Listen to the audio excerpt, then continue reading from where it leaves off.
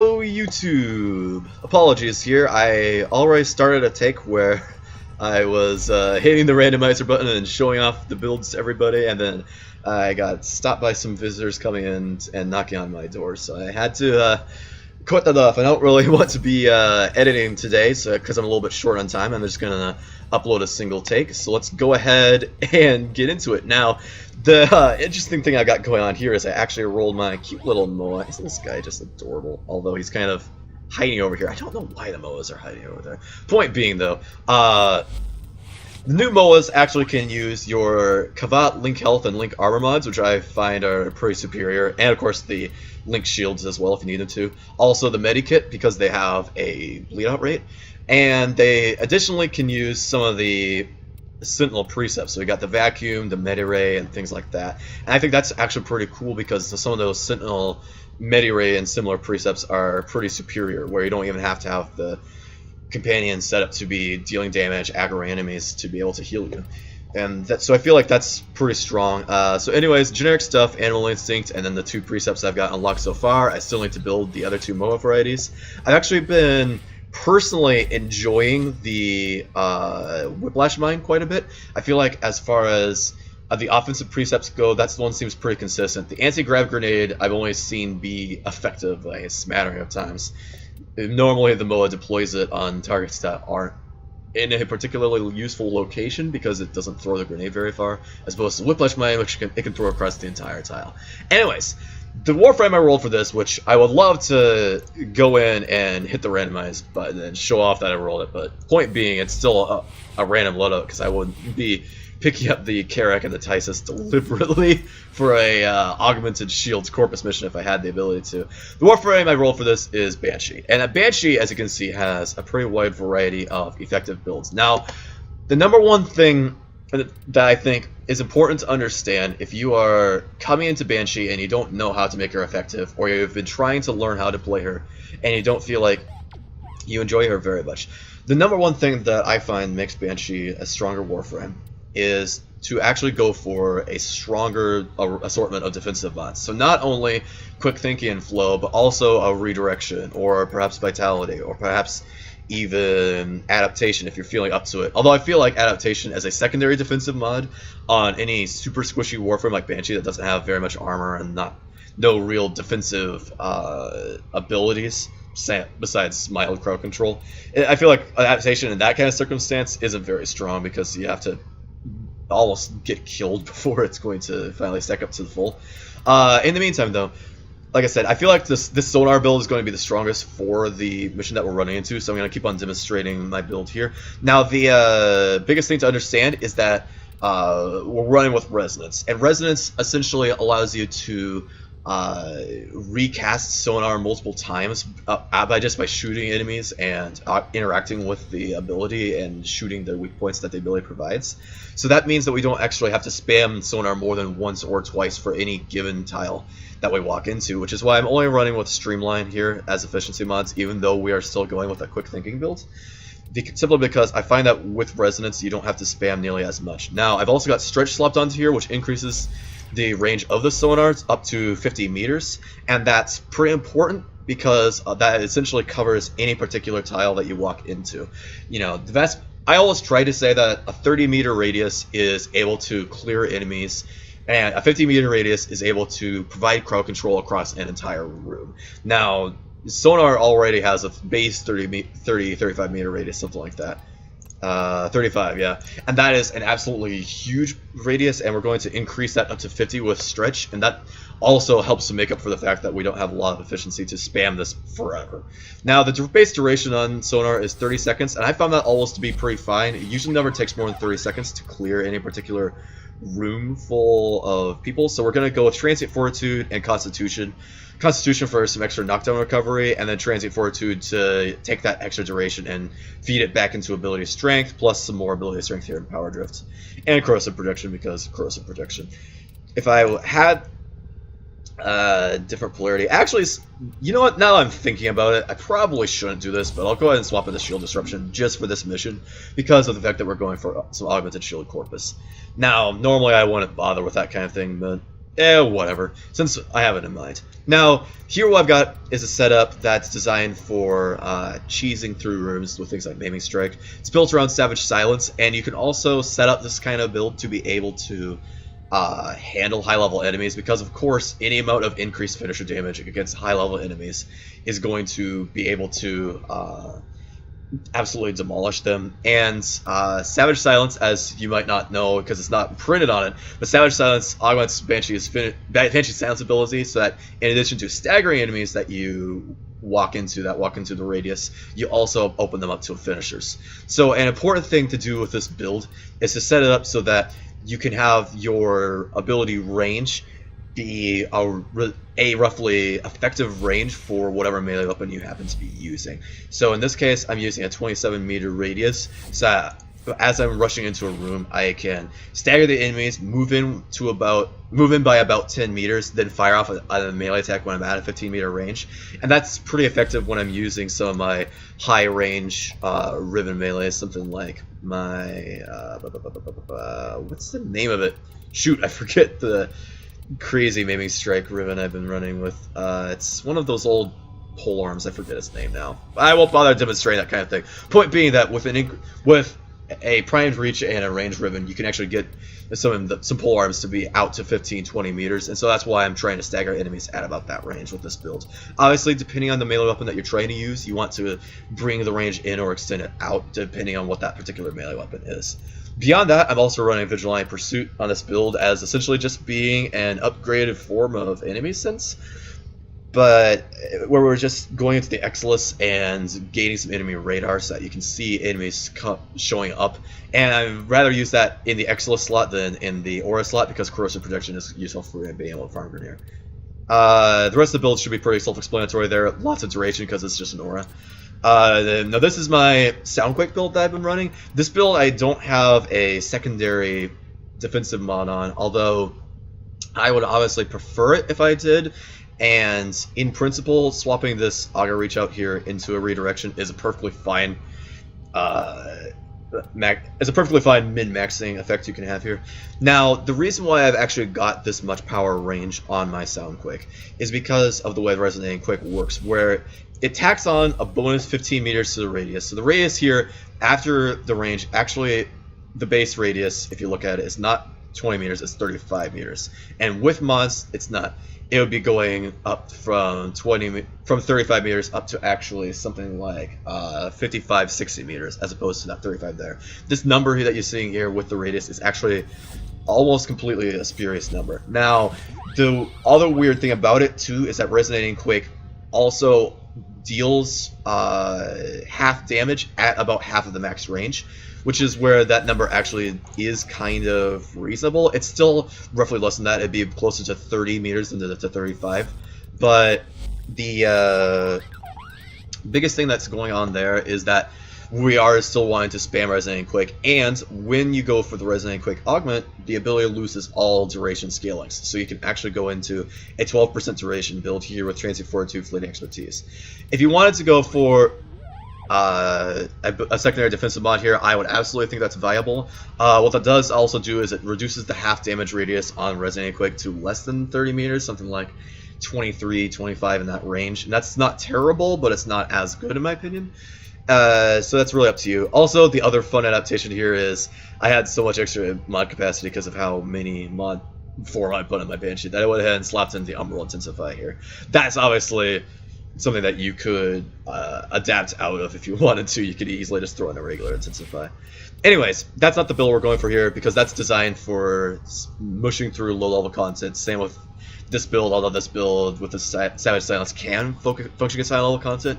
But Sonar is pretty uniquely adapted to be able to deal massive amounts of damage to enemies. And I do feel like that's the build you want to take Banshee into things like arbitrations with, actually, because when you get huge amounts of power strength onto her, she does have her sonar firing off for 20, 30 times multipliers. I think in my case, it triples up to about 24-ish times critical multiplier, which is pretty insane. Now, the weapons we got here are going to be a bit questionable, but we'll see if Sonar can pump them up to being reasonable weapons. I've never particularly enjoyed the Karak Wraith. As much as I want to, The critical chance of 13 and a 2 times multiplier is just low enough that it's not very good. And if you look at this weapon without mods, the base status chance is 25%, which could be strong, but it's only sitting at primary impact damage. You know, very low slash percentage on that, so you can't necessarily get a slash status build going that's going to be very effective. And in terms of being able to get other stats onto it, you know, it's just not that strong of a weapon. Now, what it does have going for it is a high rate of fire, high accuracy, and like I said, the high status chance does mean that you can get a large amount of status procs. So you build this for corrosive primarily. I've got corrosive and a bit of extra cold here, and then some shred and your generic damage multi-shot mods. Obviously, as a low damage automatic weapon, you do prefer to have a weapon that can be built for critical chance, just to be able to increase the effective damage output up above the base DPS. So the Karak I've always felt is a little bit piddly. Now the Tysis, on the other hand, is a very interesting weapon. As you can see here, it's got practically no critical chance, but a base status chance of 50%, and it fires off single darts of pure corrosive damage, which is quite interesting in my opinion.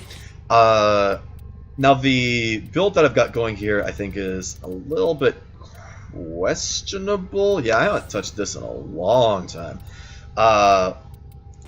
Since we got the pure corrosive damage here, I think what we want to design this around is obviously just going into a large quantity of status chance. You want to get the status all the way up to 100% if possible, which I believe is only going to require 2 dual stat mods. And what I'm going to set it up for here, even though I probably shouldn't be setting up for this permanently, because what you want to go for here is presumably corrosive viral to be able to absolutely demolish Grineer enemies. Now in this case, because I know that we're going up against some Corpus enemies, I'm going to grab Jolt and I'm going to grab Frostbite, so this is dealing 100% status chance and 100% magnetic damage.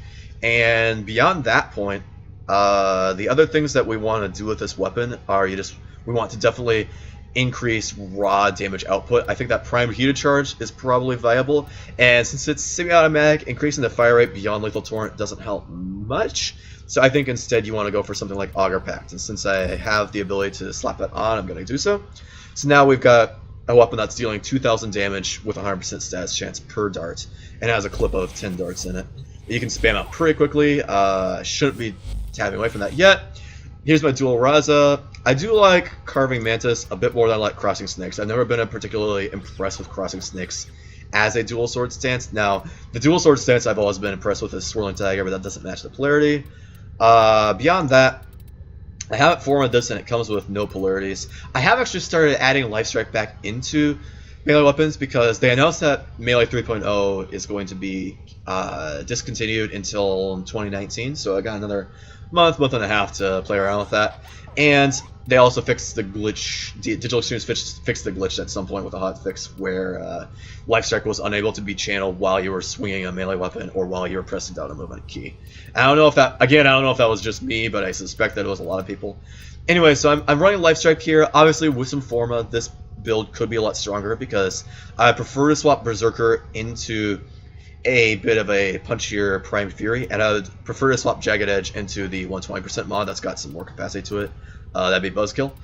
And of course the Volcanic Edge isn't maxed, the Drifting Contact isn't maxed. But point being, it's essentially just a generic Blood Rush build where I'm running for bonus slash damage because the weapon does have a high slash percentage. Now, the status chance on the dual Raza is utterly abysmal, as is the base attack speed. The base attack speed is less than 1.0, and the status chance is all, if I remember right, it's worse than the dual Zorans. Either they're tied with it. Yeah, it's just tied with the dual Zorans, but the base attack speed on the Zorans is so much higher.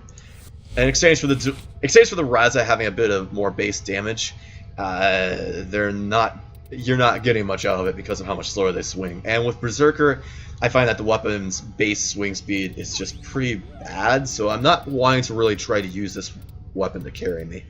So we're gonna leave that well alone.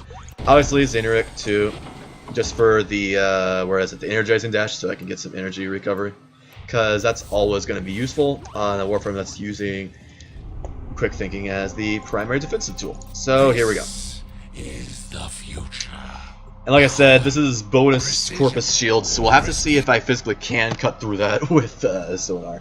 My assumption would be that sonar is strong enough to be able to handle this. I'm just a little bit worried that Banshee isn't going to be able to function against the actual task of defending a terminal. And to be fair, the Soundquake build also does okay at defending terminals, but it's not as good as it used to be because you have to press so many buttons and take so many actions to be able to get Soundquake to actually kill large quantities of enemies. Here's the Tysis going off, by the way, as you can see. It's not actually that bad of a weapon overall. I don't use it very much because I feel like if you're going to go for a high status secondary weapon, you can be doing better and still getting into secondaries that have some critical chance. As you know, because the vast majority of high damage marksman pistols also break 50 to 100% not critical, status chance rather, because of just the way that secondary weapon mods work, you know, where you get so much extra multi-shot when you equip both the Lethal Torrent and the Barrel Fusion. And the Karak is actually performing pretty well here. Because of its high accuracy, I'm able to actually get a smattering of shots into some of these weak points. Like I said too, the extra defensive mods on Banshee do help her out a lot in terms of being able to just sit and draw aggro here and juggle aggro on and off of the actual objective that I'm trying to protect here. Now, the other thing I'm gonna probably have to do at some point here, and though I dislike doing it with this build, it's perfectly viable, is I'm gonna have to drop down silence just to apply a bit of extra crowd control to these enemies. Now, I dislike it because it makes it hard for me to tell which direction incoming fire is coming from. Personally, I'm playing this with headphones on, and this does make it so that I can tell which direction incoming fire is hitting me from when I don't have silence running. When you have silence, you just can't actually tell the incoming direction for anything. But I'm going to go ahead and sacrifice a bit of my situational awareness. Oh, that's a nullifier. We got it. Deal with him. I'm going to sacrifice a bit of situational awareness here for the ability to have a bit of spare crowd control of those enemies there. No! Moa! Moa! Working on a new amp too, by the way. This amp here is semi-automatic, so it's actually... Oh, God. Oh, right, because my Banshee's taking fire right now. Oh my God, this is not good! Yes, because Warframes, for whatever reason, can take fire while you are in your operator mode. Because they only retain their damage immunity for a few seconds, the same as the operator does. Which, that makes no sense, but I probably should have put down Banshee in a more reasonable location there. That one's on me. There was no reason for me to have to die there, no reason for me to have to lose my energy pool. Also worth noting, if I was paying a little more attention here... Oh, crud, I can't keep reviving that more.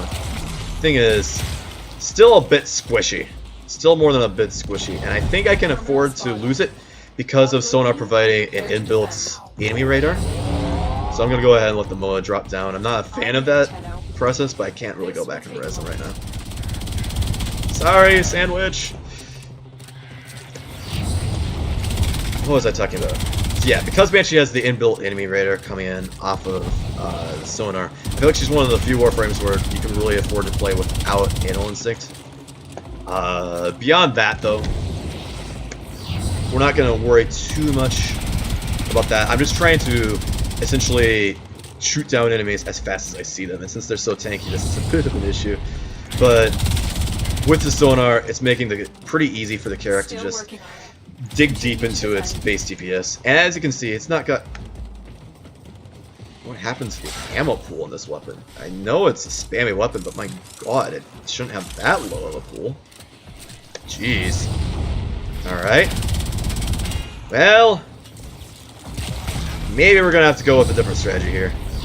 Something appears to have lit me on fire too.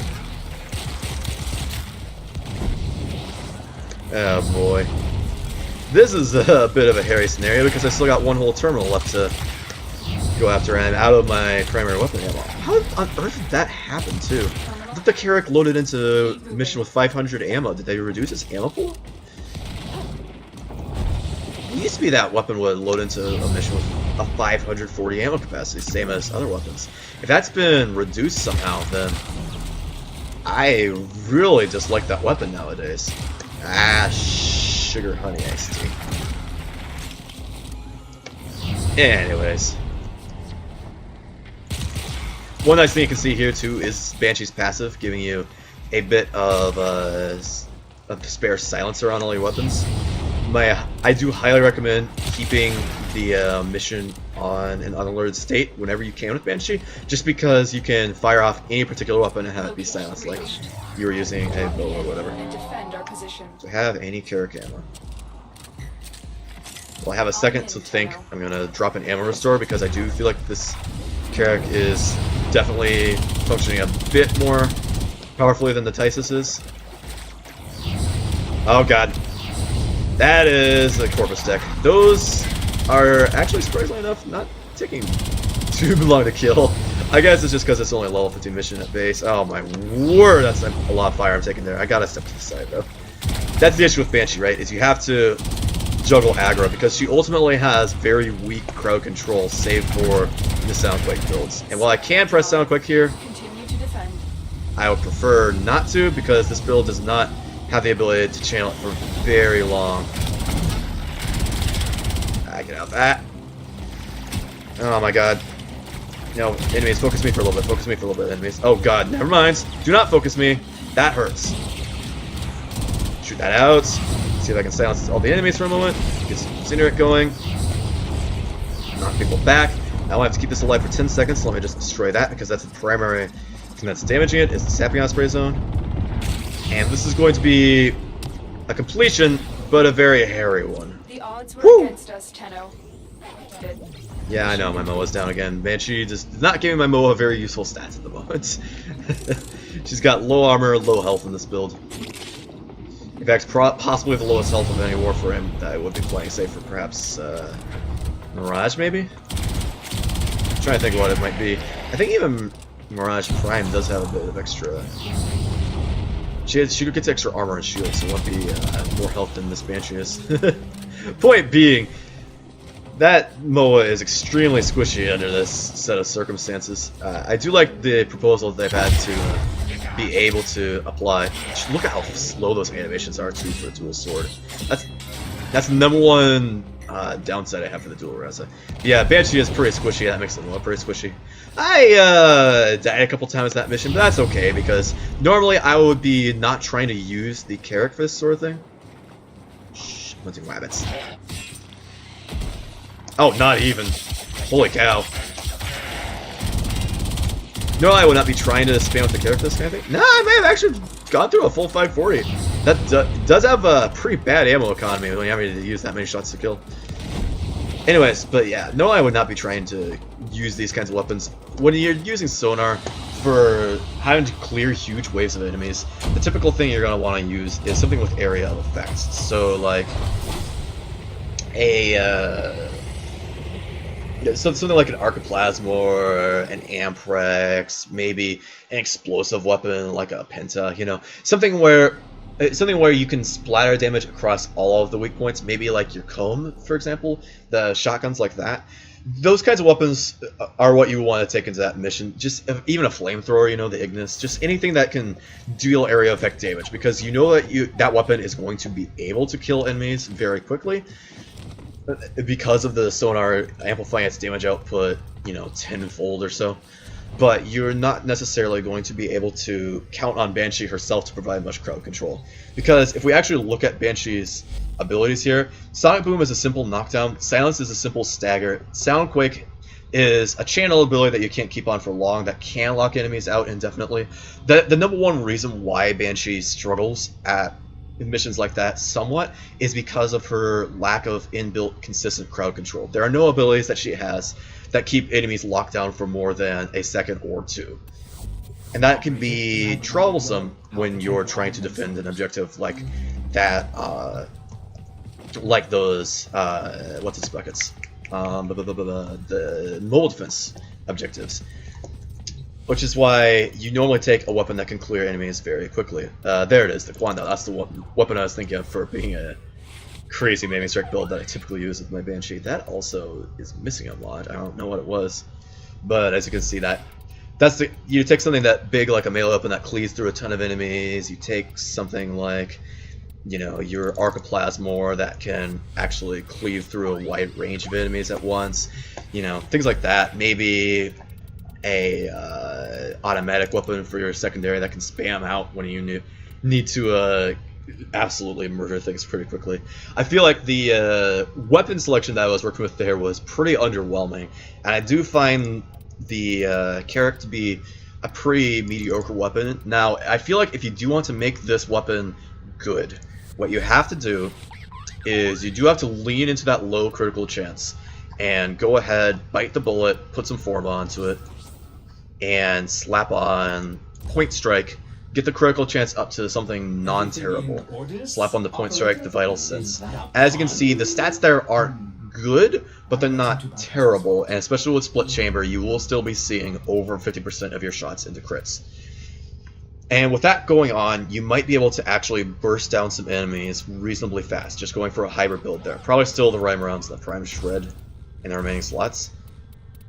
The same way I had it built, but you go for the extra critical statistics there. So that, and at least when the weapon has a hybrid build, you can get it to have a bit more raw damage output, since this thing isn't going to be putting out slash procs in any consistent fashion. Anyways, that is the randomizer for this week, and I will talk to you folks later. Thanks for sticking around for the whole time here. Herp to derp out.